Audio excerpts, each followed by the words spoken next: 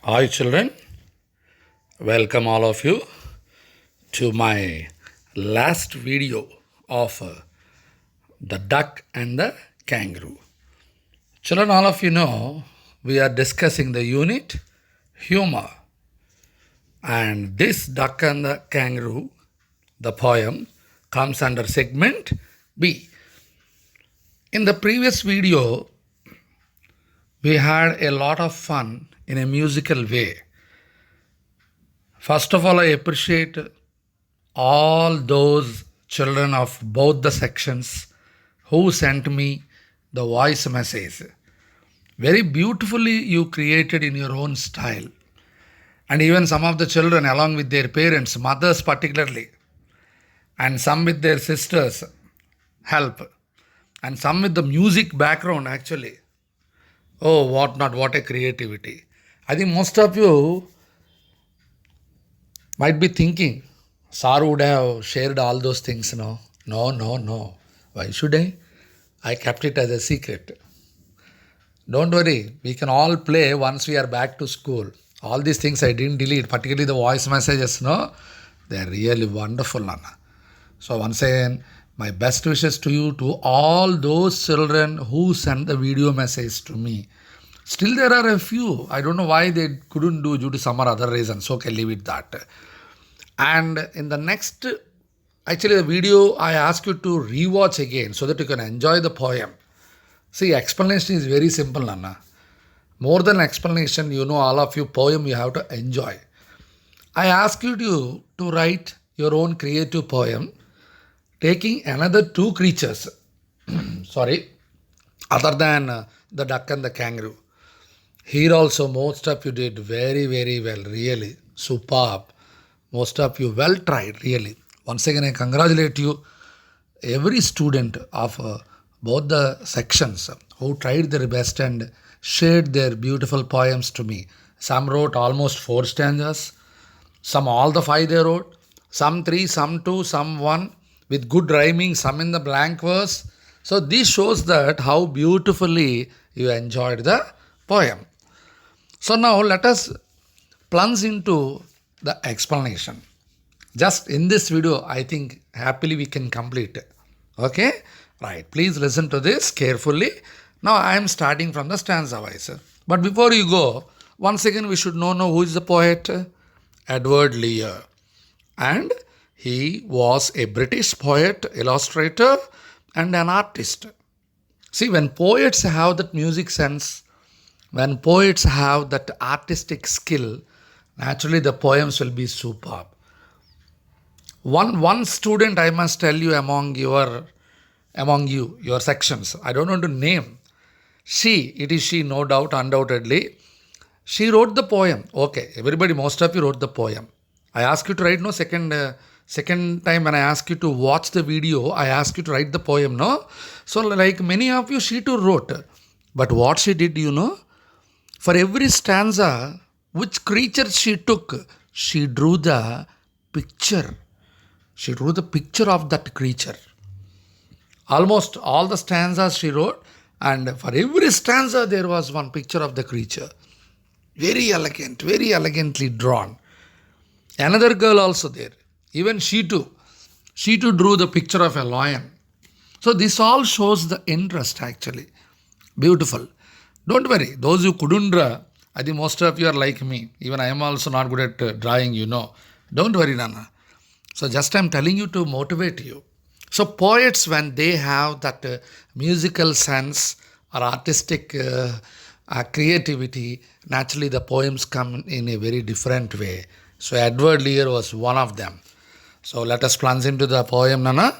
So see, in the very first stanza, the duck is speaking to the kangaroo. See, this poem is like conversation. It's not like simply writing the verse. So first the duck said to the kangaroo. What did she say? Good gracious, how you hop o'er the fields and the water too, as if you never would stop. My life is a bore in this nasty pond, and I long to go out in the world beyond. I wish I could hop like you, said the duck to the kangaroo. See how beautiful it is. When you use the intonation, You should feel as if really like duck. And duck is asking the kangaroo.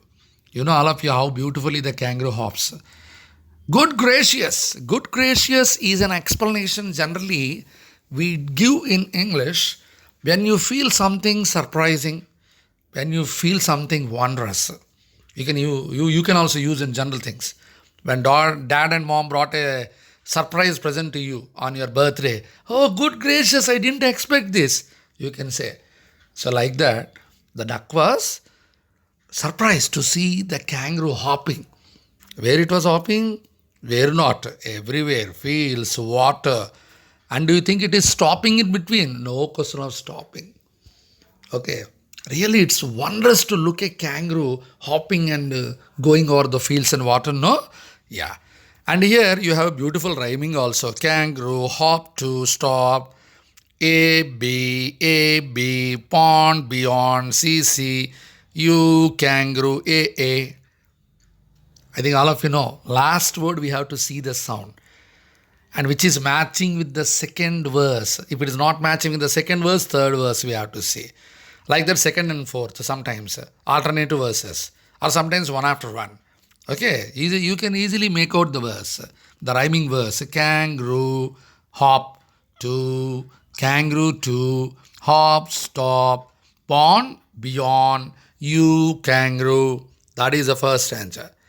But here in the first stanza, the duck expressed his wish.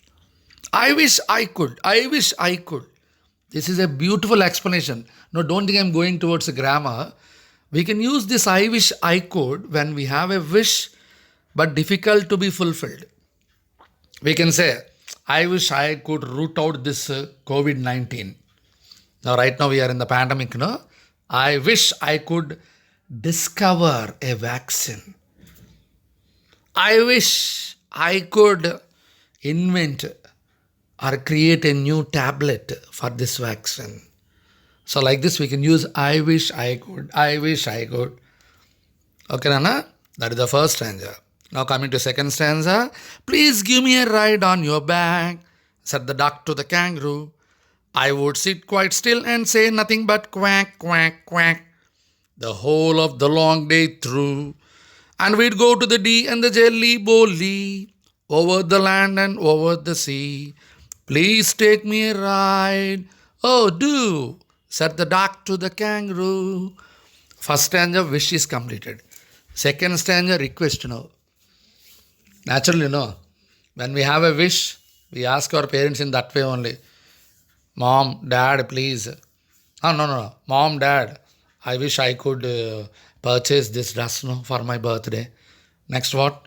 Request. Plea. We say request or plea. P-L-E-A. Plea. Earnest request. So now the duck is requesting kangaroo. Please give me a ride on your back, kangaroo. And what I would do? The thing is that when kangaroo is hopping, we should be very careful. That's why the duck is telling that it would sit quite still. Still means motionless. Still has two meanings. All of you know. Alright, give me one still, I'll take a pic, we say. There still is a pose. There it's a noun. But here, still, quite, still, quite, still, quite. Still means motionless. It is an adjective here. Still is an adjective. I would sit quite still. Quite means Q-U-I-T-A. Right. Exactly motionless. Quite still. And what I would say while sitting on the back? I would say nothing but quack, quack, quack. That is the sound of the duck. I think you remember here, children. Figure of speech. Already I told in my previous video, the whole poem is in personification. Because the duck and the kangaroo are animals. I mean, bird and an animal. They can't speak, but personified. But here, quack, quack, quack, quack. That is called onomatopoeia. It is a figure of speech. I think you remember the natural sounds of birds, the natural sounds of water, the natural sounds of the 5 elements of the nature or any animal. That is called onomatopoeia in figure of speech. Okay. It starts with O. Don't think too much about that. We'll discuss in our class once you're back. the whole of the long day through, and we'd go to the D and the jelly bolly. This D and jelly bolly, these are imaginary worlds. Like see fairies, they'll have in the imaginary world. I think you might have read about Alice in the Wonderland. These type of English novels actually. The present Harry Potter also, all of you know. It is all fiction. So imaginary world, that D and jelly bolly. What do we do? We'll go all day through, happily traveling, enjoying. Over the land and over the sea. Duck is more curious. It wants to go not only on the land, but over the sea also. Please take me a ride. Oh, do. Please. Oh, do. Oh, do. Please do it. Oh, do. Do means compulsorily. Here in poetic way, do is used to not simply do as a verb. Will you complete this for me? Suppose I asked you. Yes, sir, we'll do it. Are you sure? Yeah, we'll do it, sir. We do. We do means not only we do it compulsorily. Did you come yesterday to class? Yes, sir, I did come. Yesterday I came, sir. Simple answer. Yes, sir, I did come yesterday. What it shows? We are giving the stress. I came compulsorily. No doubt about that. So like that, oh, do, please take me a ride. I am requesting you. Second stanza over. And rhyming same, children. Back, quack, kangaroo, through, lee, see, do, kangaroo. Once again, the last words you see. Same like the previous stanza. Okay? Yeah. Next, coming to third stanza. Said the kangaroo to the duck, this requires some little reflection. Perhaps on the whole it might bring me luck, and there seems but one objection, which is if you let me speak so bold, your feet are unpleasantly wet and cold, and would probably give me the rheumatis, said the kangaroo. Now, first two stanzas, duck spoke.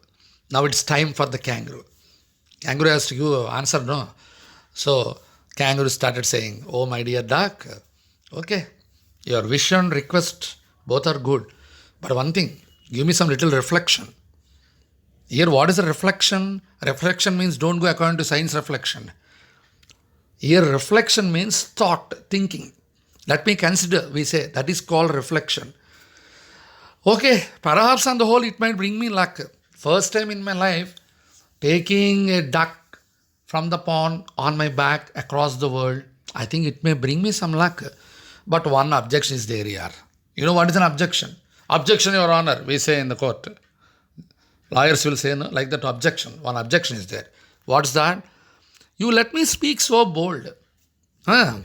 If you let me speak so bold, you should not say, now I'm speaking bold. Because in friendship, there is no question of any hiding things. So I want to speak bold here.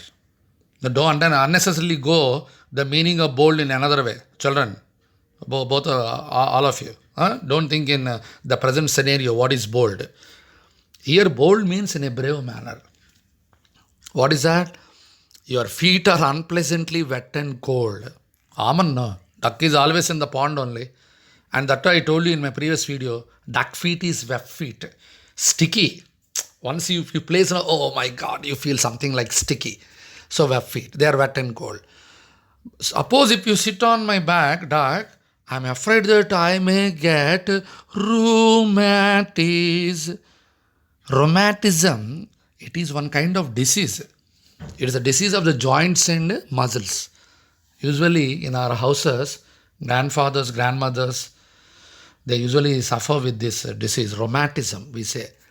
Oh, here poetically, Edward here used rheumatism.